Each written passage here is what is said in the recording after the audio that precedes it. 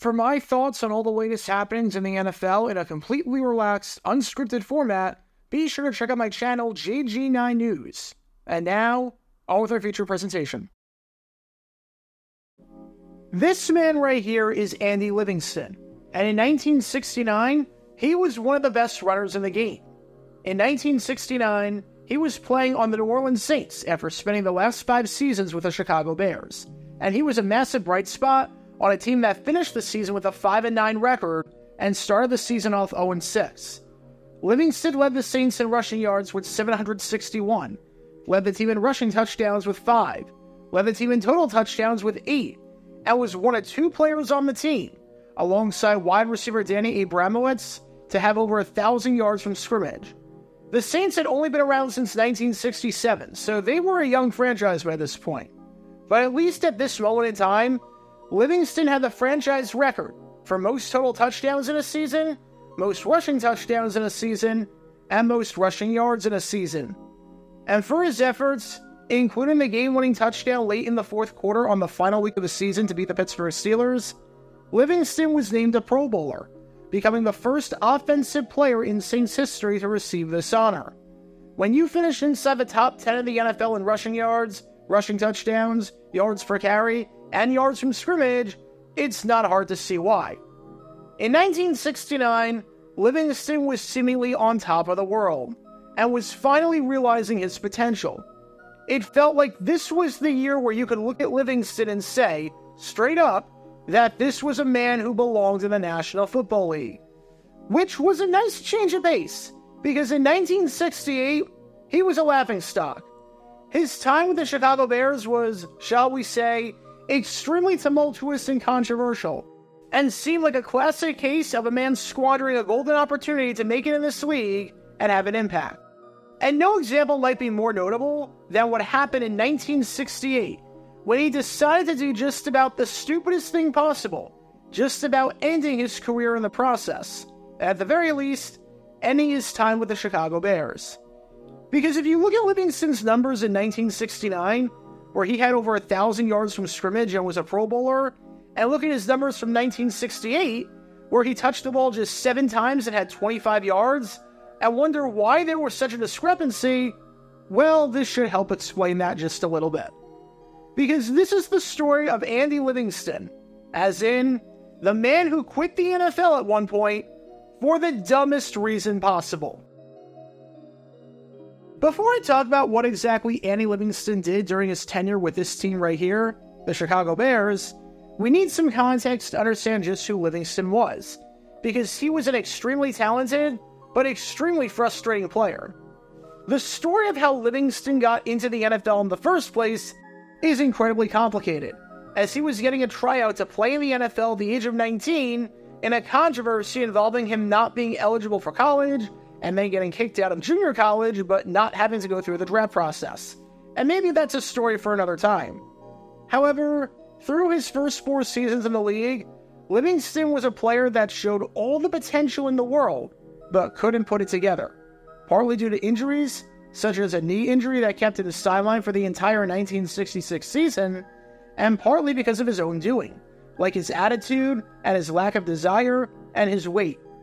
For every step forward that Livingston took, like a 1965 season where he had 5.8 yards per carry and nearly 500 yards from scrimmage and was a great compliment in the backfield to Gale Sayers, he took 4 steps back. But maybe things would be different in 1968 with a new head coach in the picture, as after George Halas retired for good and took a step back following the 1967 season, the Bears hired Jim Dooley to be their next head coach, and to be the man to succeed Papa Bear. And Dooley had a somewhat different coaching style to that of Halas, because Dooley was big on discipline. Dooley was not afraid to dish out punishment if players were underperforming, and this was especially true when it came to weight and conditioning. If players were overweight, not only would they not be able to play, but they would get fined a considerable amount of money. Said Dooley on his system, "If we lose, it won't be for lack of conditioning. We let the boys tell us what they thought would be their best playing weight, and then some reported over that weight. We are going to weigh them every Tuesday, and automatic fines will be in effect." If they are not within 5 pounds of their playing weight, they will be fined $25 a pound for the first 3 pounds they are overweight, and $50 for each additional pound.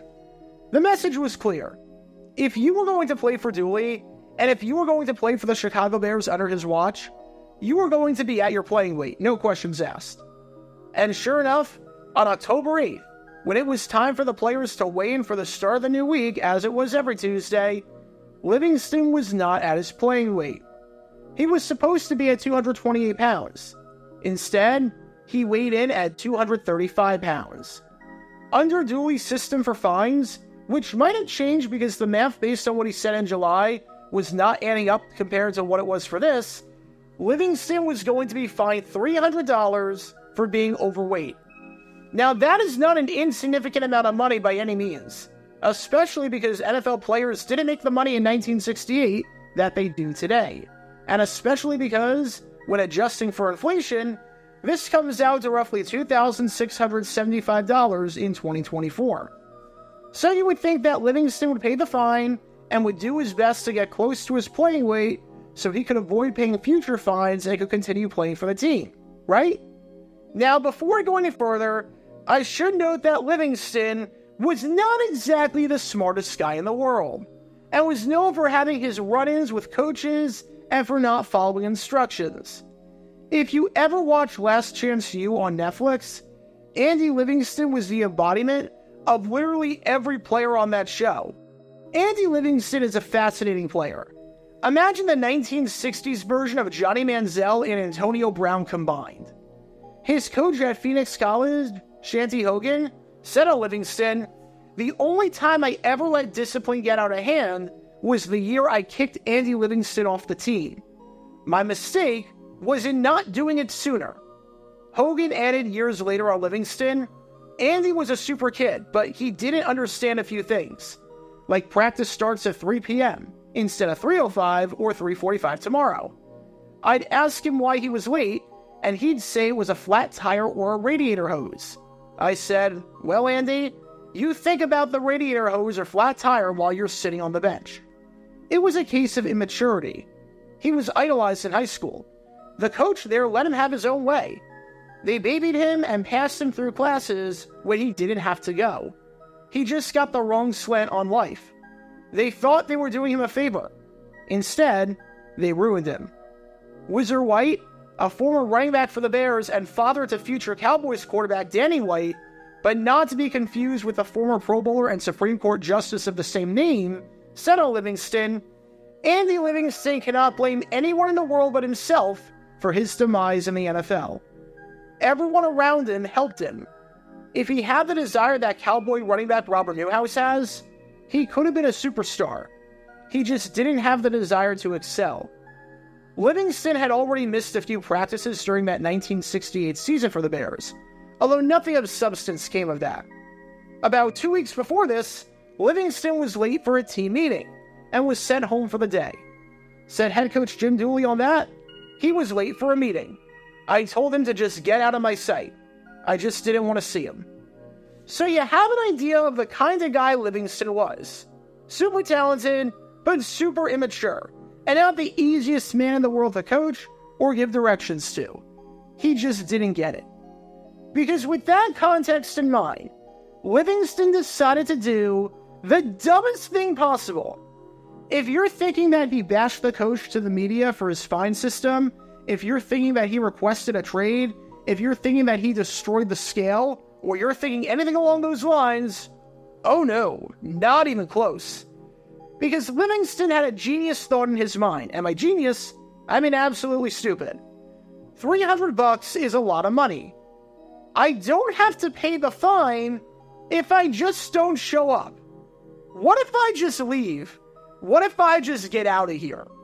When Livingston weighed in, he saw the number on the scale and immediately hopped off and left the team, just deciding not to go to practice and board the charter bus from the team facility to the practice facility.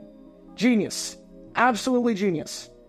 Instead of paying the $300 fine, he just decided to screw him out of future money and playing opportunities by leaving. He saw the number on the scale, said, "Screw you guys, I'm going home," and thought that this was going to absolve him of paying the fine, and that everything would be forgotten about. What the logic there was, I'm not sure, but yeah, it doesn't quite work out like that. As Dooley said, he just took it upon himself to leave again. It's not a severe blow, because Livingston hasn't contributed anything so far anyway. That's awfully blunt if I do say so myself. And for some reason, even though Livingston wanted to play for the Bears, because it would be different if he just wanted to quit the NFL, but he still wanted to play. But even though he still wanted to play, Livingston not only did this, but refused to tell the team where he was, even so much as not giving the team his telephone number. He cost himself 2 weeks to pay for games, which, as you can expect, is significantly more than the $300 he would have lost by being overweight, which he was going to have to pay anyways to get back on the team. So I'm not sure what the logic was from a financial standpoint. Option 1, pay the $300 fine. Option 2, don't pay the fine, cost yourself thousands of dollars in game checks by going AWOL while still expressing your desire to play, get yourself in the doghouse to ensure that your career will be over, and still have to pay the fine. If you wanted to know what the NFL equivalent of a man trying to get out of paying a simple speeding ticket by deciding to leave the cops on a high-speed chase and breaking every traffic law in the book while doing so, thereby ensuring that this will go from just a ticket to surefire jail time and a felony and a criminal record, that's what Livingston did. He took what was a non-story and turned it into this massive controversy where he, in essence, quit the NFL for being too fat. And by this point, Dooley had enough of Livingston, if he hadn't already. Even though Livingston eventually got back with the team, he never suited up in a Chicago Bears uniform again, and was off the team after the 1968 season, which I can't exactly say I'm too surprised by. Dooley and Livingston always seemed to have a tumultuous relationship. Among the quotes from Dooley during that 1968 season about Livingston, and keep in mind, this is just a sampling of quotes, this is not the whole thing. I haven't been able to see Livingston work. He's always in sweat clothes. Up to this point, he hasn't earned the right to even dress. Andy Livingston has been very disappointing. He's not getting traded to the Los Angeles Rams because Los Angeles doesn't want him. The fact is that Andy is not in top condition. He has to get down to around 230 pounds. He simply can't carry any more around his waist. He's not a handicap horse. And the most telling of them all, I couldn't care less about Andy Livingston. If he wants to come out and work hard and show me he can do the job, fine. If he doesn't, it doesn't matter a bit to me.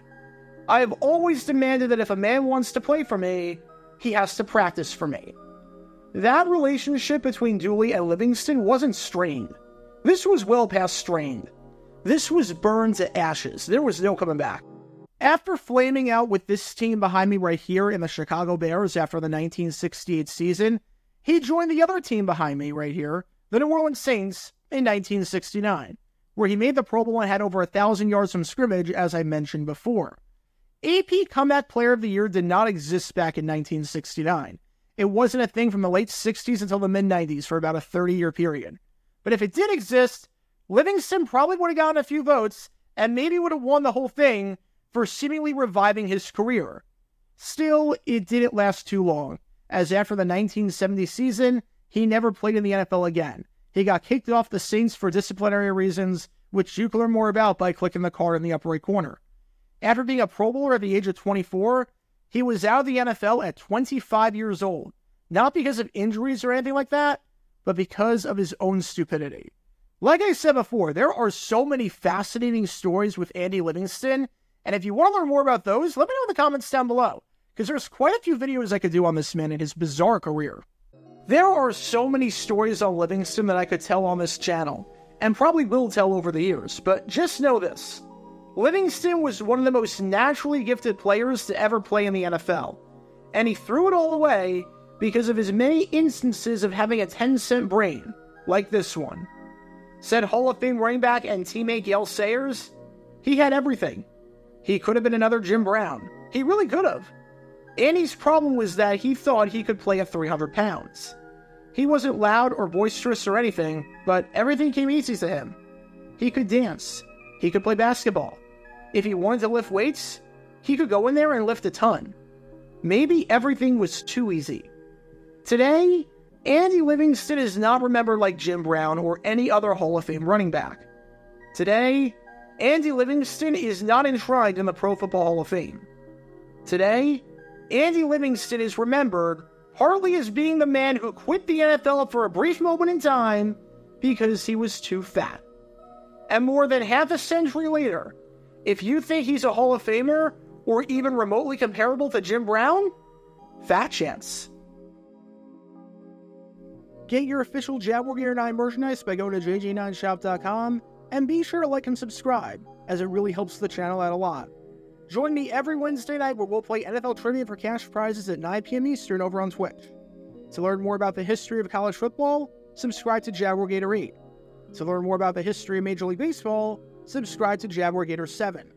Also, special thanks to all of our Patreon supporters for helping out the channel. Your support is greatly appreciated. See how you can become a patron and request future video topics in the description below.